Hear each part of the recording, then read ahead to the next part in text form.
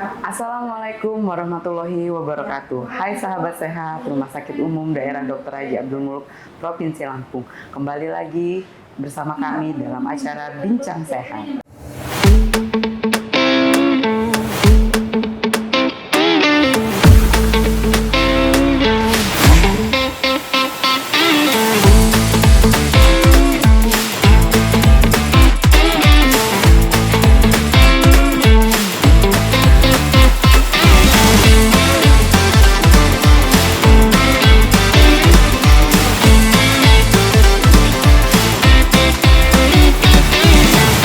Nah, seperti yang kita ketahui bahwa penyakit stroke ini bahkan masyarakat awam tahu adalah penyakit dengan angka kematian tertinggi di Indonesia. Maka dari itu, pada kesempatan kali ini kita akan membahas topik mengenai stroke. Saya sudah ditemani oleh dokter-dokter yang ahli di bagian saraf.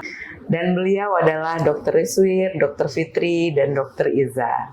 Nah, Dok, kita mau memperingati Hari Stroke. Kenapa sih, Dok, kita perlu merayakan Hari Stroke? Dan sebenarnya apa tujuannya, Dok?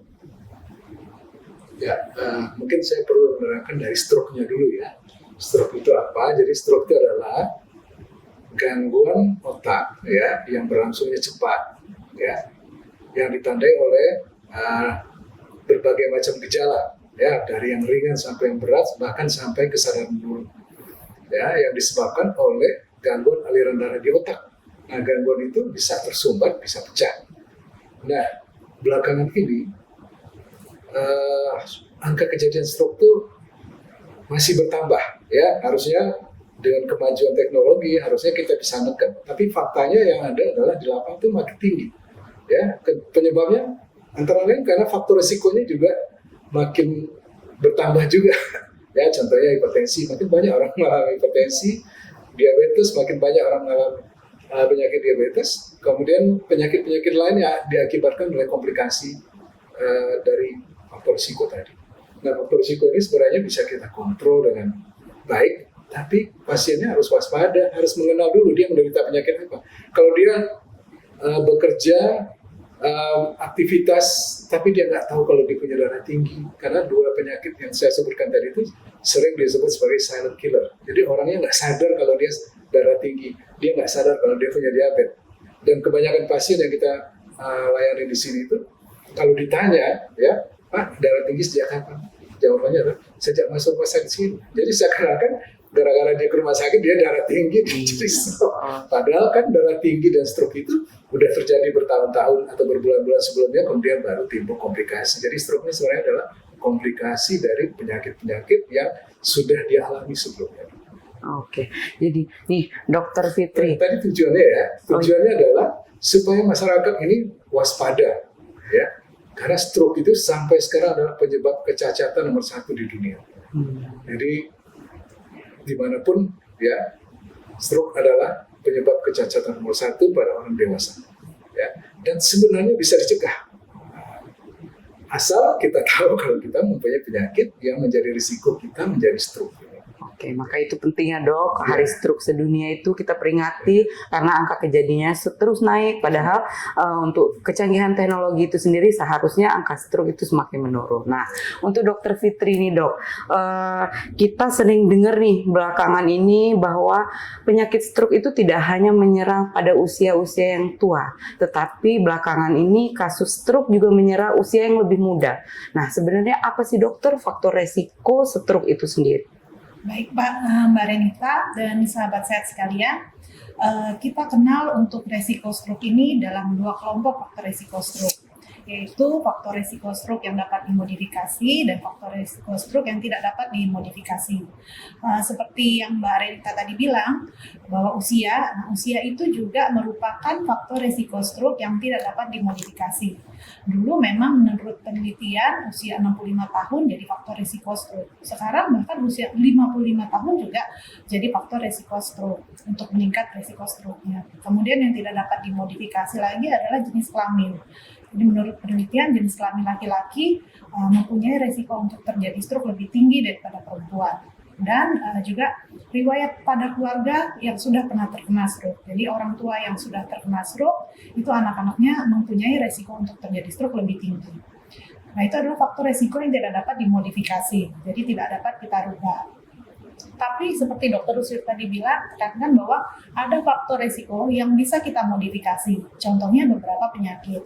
Penyakit utama yang menjadi faktor resiko stroke itu adalah penyakit darah tinggi ya dok ya. Nah, faktor resiko darah tinggi itu atau hipertensi bisa kita modifikasi. Kita dapat turunkan tensinya, kita kontrol tensinya dengan obat antihipertensi sehingga resiko menjadi stroke-nya menjadi lebih rendah. Begitu juga dengan diabetes mellitus ya atau kencing manis, kita dapat kontrol gula darahnya sehingga resiko stroke-nya menjadi lebih rendah. Begitu juga dengan penyakit hiperkolesterol atau penyakit jantung atau penyakit lainnya. Juga kita lakukan modifikasi gaya hidup. Kita kenal bahwa obesitas, merokok, alkohol itu menjadi resiko untuk menjadi stroke. Kita dapat coba modifikasi gaya hidup sehingga menurunkan angka terjadinya stroke. Lifestyle itu tadi ya dokter ya. Oke dok, nah sebenarnya untuk kita tahu nih, untuk sahabat sehat di rumah tahu apa sih dok gejala-gejala stroke atau tanda-tandanya. Oh biar sahabat sehat, oh ternyata ini arahnya untuk gejala stroke loh, gitu. Apa itu dok gejalanya? Oke, gini Mbak Renita, untuk sahabat sehat di rumah ya. Jadi kalau misalnya ingat stroke itu kita ingatnya segera ke RS. Jadi itu ada singkatannya tuh Mbak Renita. Apa tuh? Se-nya adalah senyum tidak simetris, yang mana keluhannya mendadak. Mau aktivitas, mau istirahat, tiba-tiba kok senyumnya jadi mencong ya, nggak kayak seperti biasanya. Itu wajib segera ke IGD. Terus yang kedua, G itu gerakan. Pada saat mau ngangkat kok tiba-tiba jatuh separuh badan. Jadi dia lemah separuh badan. Nah, itu gejala khasnya dari stroke. Jadi sahabat harus segera ke RS tuh kalau ketemu gerakan yang tidak seimbang. Kemudian ada ra-nya itu bicara. Bicaranya kok tiba-tiba jadi nggak jelas, jadi pelo, biasanya susah ngomong R Mbak Renita. Oh, ya, jadi kok tiba-tiba mendadak ada, kok kayaknya suara kamu nggak jelas nih, datang langsung ke IGD. Kemudian ada ke-nya itu kebas. Jadi kebasnya bukan kayak di ujung-ujung jari ya, biasanya kan kita keluhannya ujung-ujung jari, tapi ini dia mendadak keluhannya dan separuh badan. Ingat ya, kata kuncinya separuh badan biasanya kalau gejala stroke itu. Kemudian ada lagi R-nya itu rabun. Rabunnya itu mendadak, baik separuh mata atau kedua mata, ataupun penglihatan hitam mendadak. Pada saat aktivitas atau istirahat, itu jadi warning kita tuh, bahwa itu mungkin bisa jadi salah satu gejala stroke. Kemudian ada juga S-nya itu sempoyongan, kok tiba-tiba jadi jalannya nggak seimbang ya, atau kok tiba-tiba pusing ya. Tapi bukan berarti yang namanya pusing itu adalah gejala stroke. Nah, makanya untuk membedakan itu stroke atau bukan, harus segera datang ke IGD RSAM. Oke. Untuk sahabat sehat di rumah nih, perlu tahu juga bahwa Rumah Sakit Dr. Haji Abdul Muluk sekarang sudah ada nih yang namanya coach stroke. Nah, sebenarnya dokter, biar sahabat sehat tahu nih, sistem coach stroke itu apa sih dok? Bisa dijelaskan mungkin?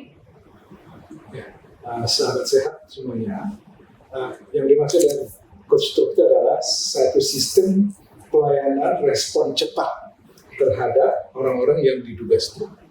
Ya, respon cepat itu karena kita harus secepatnya memberikan penata laksanaan yang tepat pada pasien yang kita duga stroke tadi.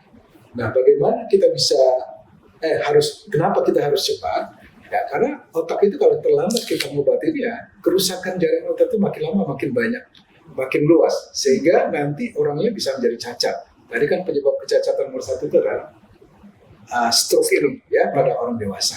Ya, jadi dengan memberikan dengan mengaktifkan coach stroke tadi, di mana coach stroke itu terdiri dari berbagai macam disiplin ilmu ya, termasuk juga perawat, supir ambulan, dokter-dokter yang di IGD, dokter spesialis neurologi, dokter radiologi, dokter patologi klinik, bahkan mungkin dokter jantung itu akan terlibat dalam sistem coach stroke tadi.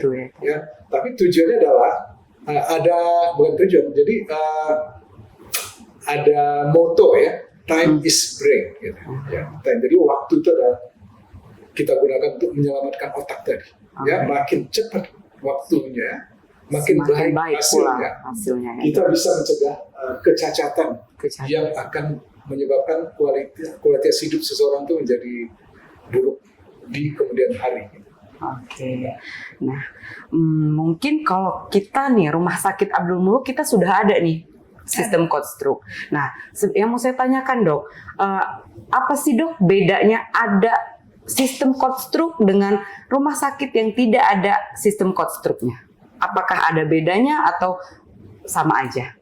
Baik Mbak Renita dan sahabat sehat, memang di Rumah Sakit Abdul Muluk ini sudah ada tim kode stroke.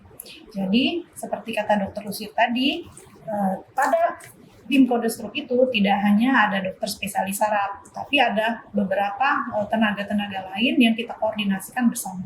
Ada dokter sarafnya, ada dokter radiologinya, kemudian ada dokter jaga IGD-nya, ada perawatnya, ada farmasinya, bahkan adminnya dan satpam pun kita latih. Dengan dilatihnya tim kode stroke ini, tentu pelayanan kita lebih cepat. Jadi kita targetnya 3-4,5 jam pasien itu sudah mendapatkan obat trombolisis.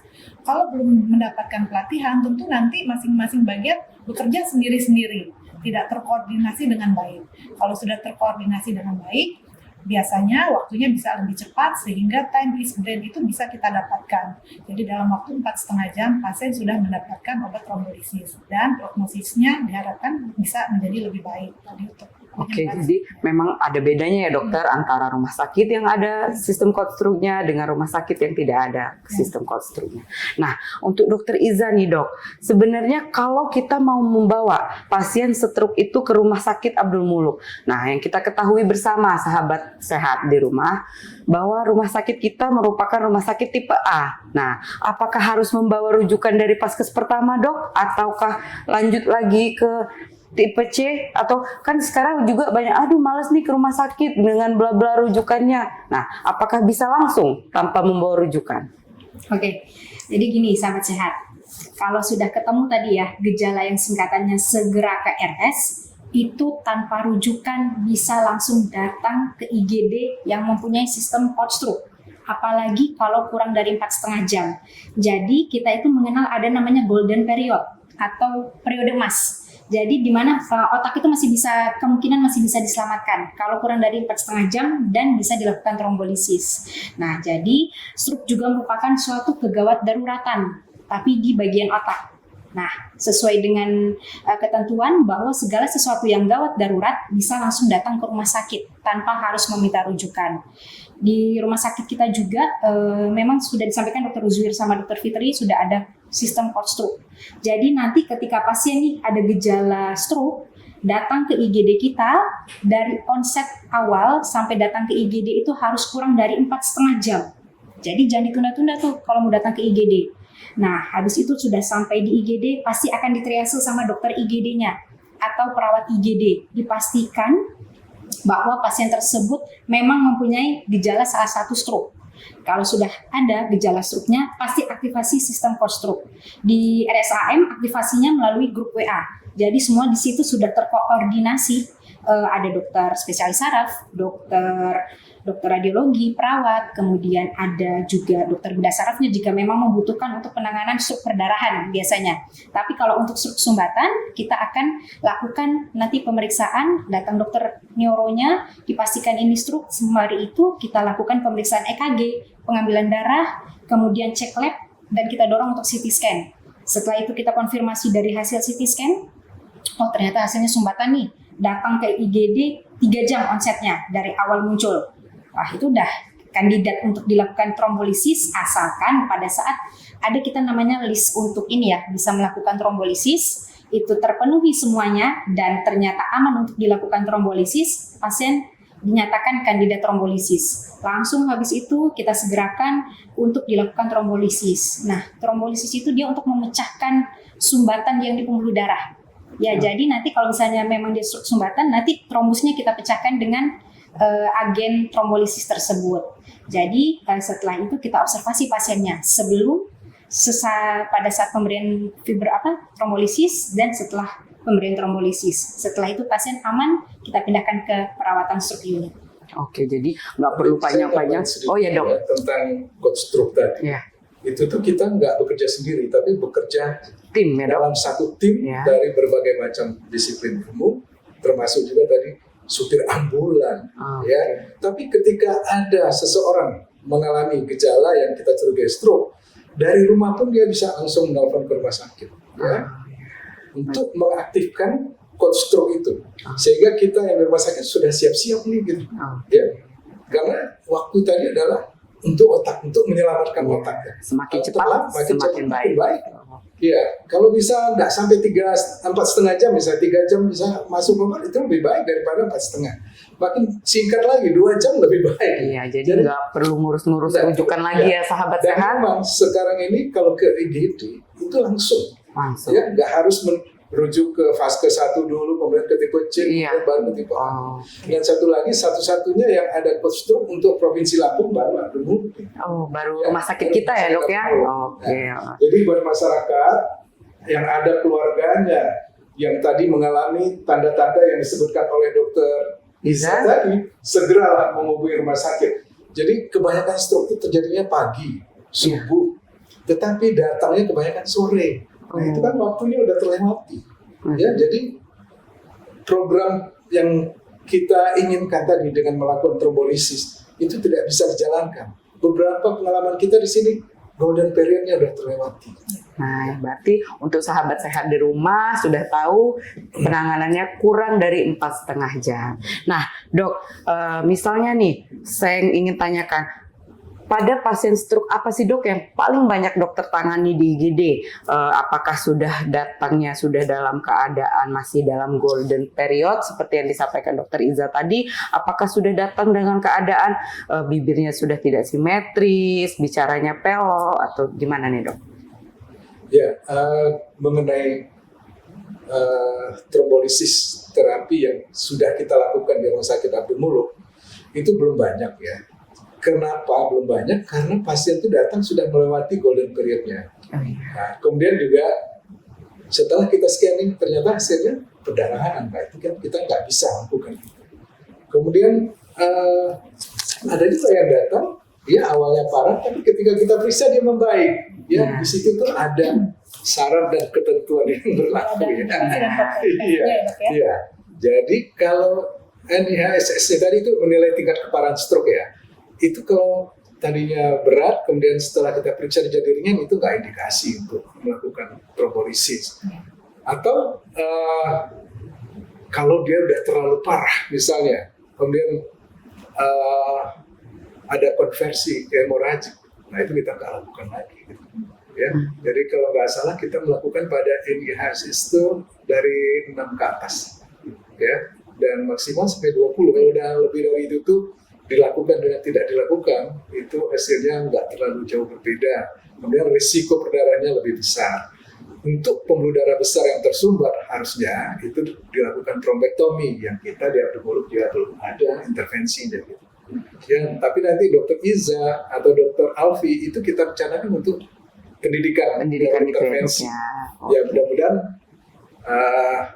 Pak Direktur ya bisa memfasilitasinya, dapat mendukungnya dok ya. Oke dokter, dengan pasien yang datang ke IGD kurang dari 4,5 jam, nah itu setelah itu dilakukan tindakan trombolisis. Nah, apakah tindakan trombolisis ini akan membawa pasien itu kembali normal lagi? Apakah memang ada sisa-sisa gejalanya itu dok? Ya, terima kasih Mbak Renita. Sahabat sehat, memang ya kita sudah kenal tadi istilah pada stroke itu adalah time is brain. Memang dengan semakin cepatnya kita memberikan penata laksanaan pada pasien stroke infak akut, tentu harapannya prognosanya menjadi lebih baik atau keluarannya menjadi lebih baik. Tapi kita tidak bisa menjanjikan pada pasien atau keluarganya bahwa dengan pemberian terapi trombolisis ini pasti pasien akan menjadi normal kembali. Kita tidak bisa menjanjikan.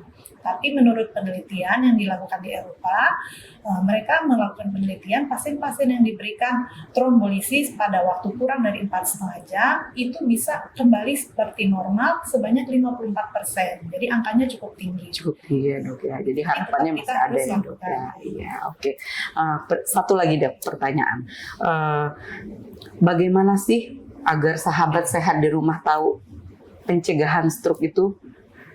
Oke. Mbak Rinta. Satu lagi saya mau nambahin, mungkin ada ini ya, informasi biasanya berseliweran di grup WA ya.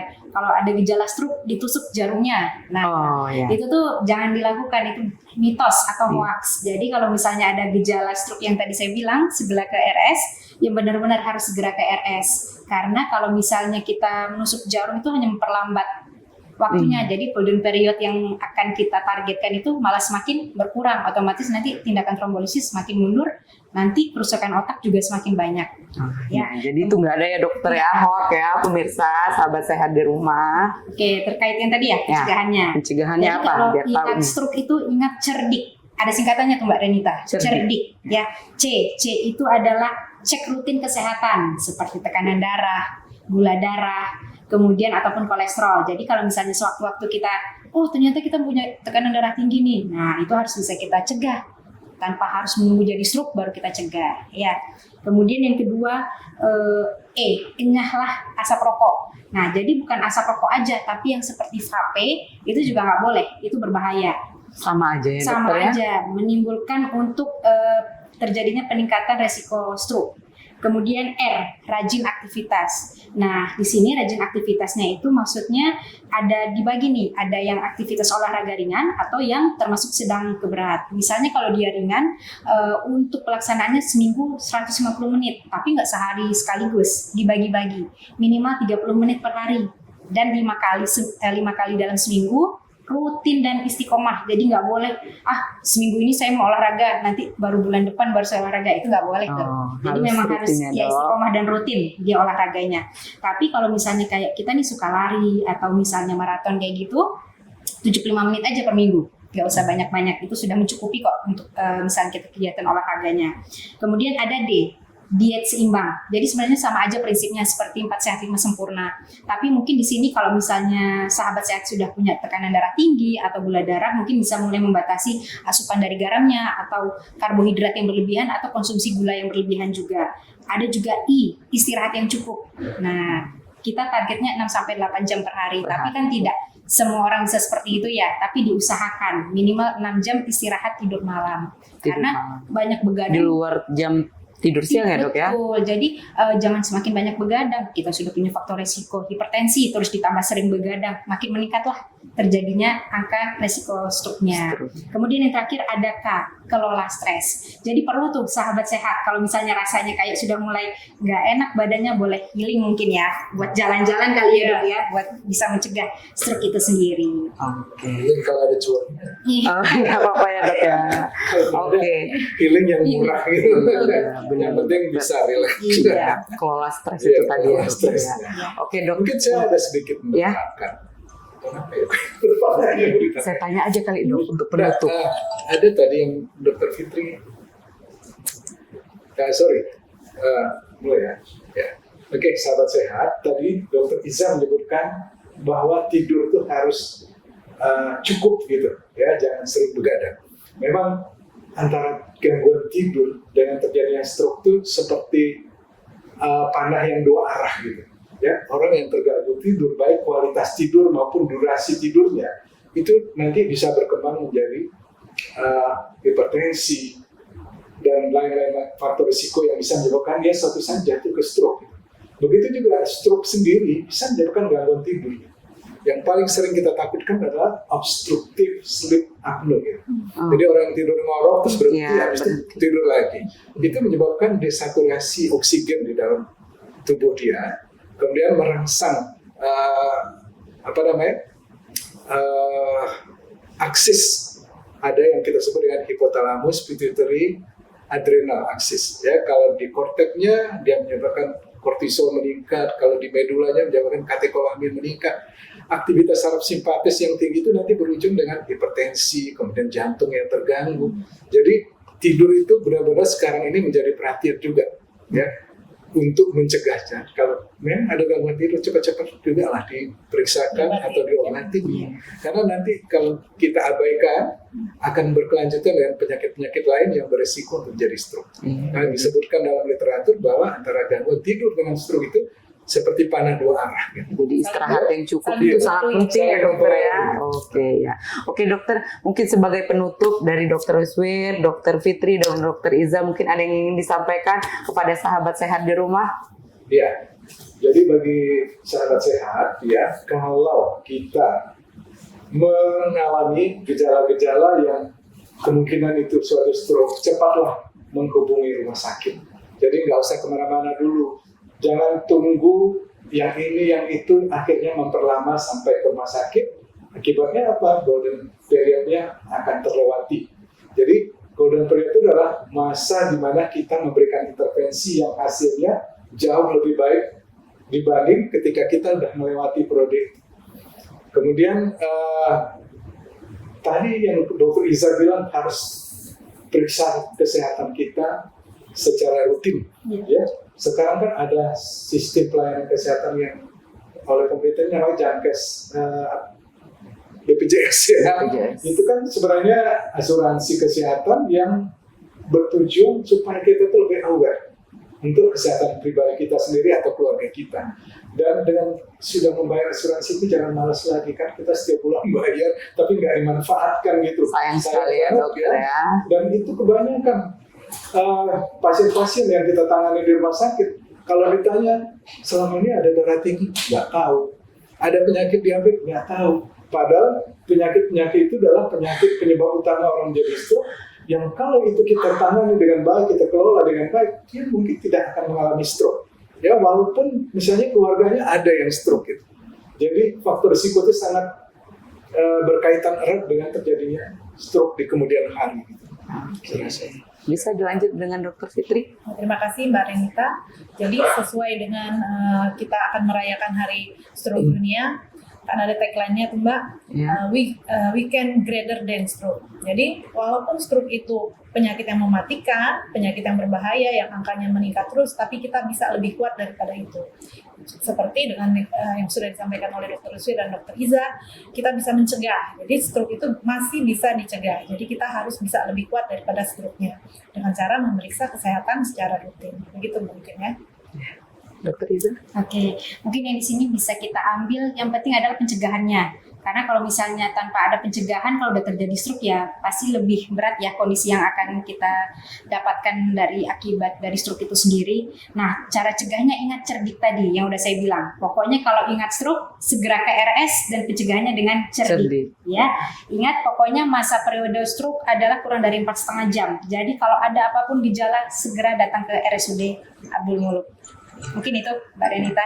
Oke, terima kasih Dokter Wiswir, Dokter Fitri, Dokter Iza atas ilmu dan informasinya yang telah disampaikan. Semoga ilmu yang disampaikan bisa bermanfaat bagi sahabat sehat di rumah. Mungkin Mbak Renita, yang baru ada coach stroke itu di Provinsi Lampung baru kita Abdul Muluk. Jadi nggak usah segan-segan itu datang ke Atau datang ke Abdul Muluk ya dokter. Oke. Ya, belum ada di rumah sakit lain. Mungkin di waktu yang akan datang akan ada, tetapi saat ini yang sudah aktif sistem coach stroke-nya adalah di rumah sakit Abdul Muluk. Seperti setelah saya sampaikan, penyakit stroke itu merupakan penyakit yang membahayakan karena angka kejadiannya semakin tinggi. Oleh sebab itu, mari sahabat sehat lakukan general check up secara rutin di Rumah Sakit Umum Daerah Dr. Haji Abdul Muluk, Provinsi Lampung. Saya Renita Sari, promotor kesehatan, pamit undur diri. Salam edukasi. Wassalamualaikum warahmatullahi wabarakatuh. Waalaikumsalam warahmatullahi wabarakatuh.